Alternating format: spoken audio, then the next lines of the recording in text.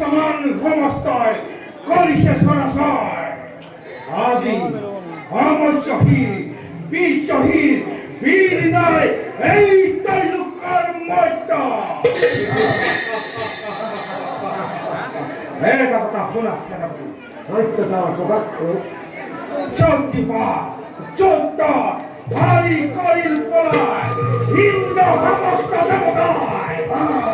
তথাপি তো সমস্ত দৃষ্টিতে রাখিবা তুমি রাজ্যের সৌদিকে পুরুষ দেবগণে প্রতিকূলর তারা না গোপন ভাবে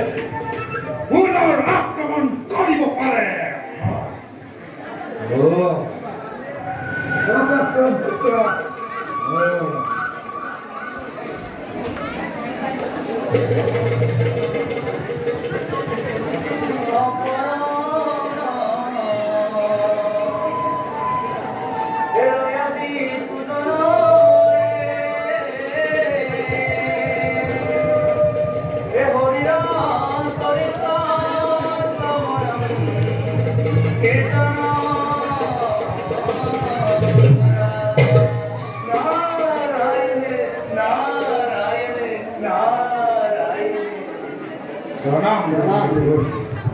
আপনার ভাবনে কীটার্থ করেন হে খাত পড়া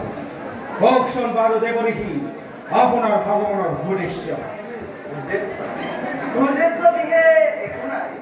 ভাবিলু দৈত্যপতি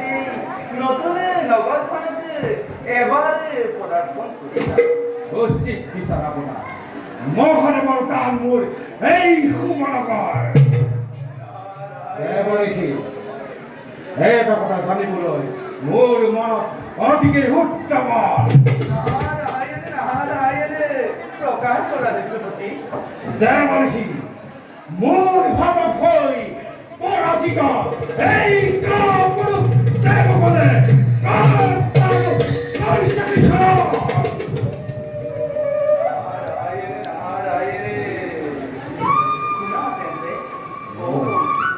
তোমাৰ হাততে পৰাজিত আৰু লজ্জিত হৈ দেৱগণে দ্বাৰকাত গৈ যদুপতি কৃষ্ণৰ পৰা মাগিলে উপায় যদুপতি কৃষ্ণয়ো তোমাৰ হাতৰ পৰা দেৱগণক ৰক্ষা কৰাৰ আশা কৰিছে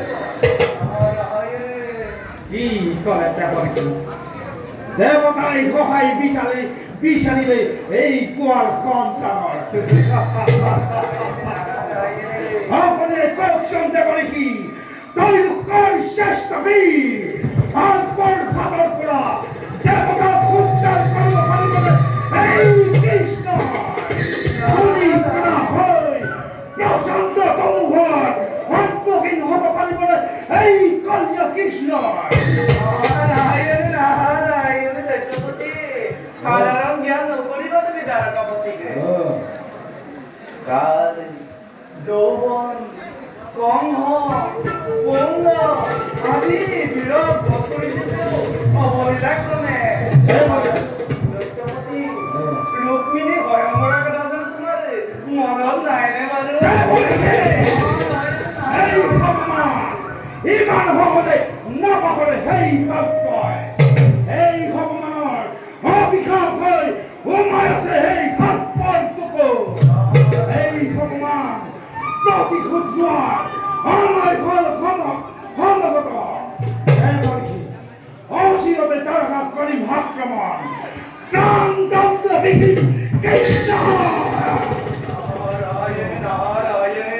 দৈত্যপতি অমৰতে গোয়াদা পতাৰে লিখে প্ৰমা এতিয়া মই বিদায় হে মাগিছো যাও কেবল এনাহুতি দৈত্যেশ্বৰ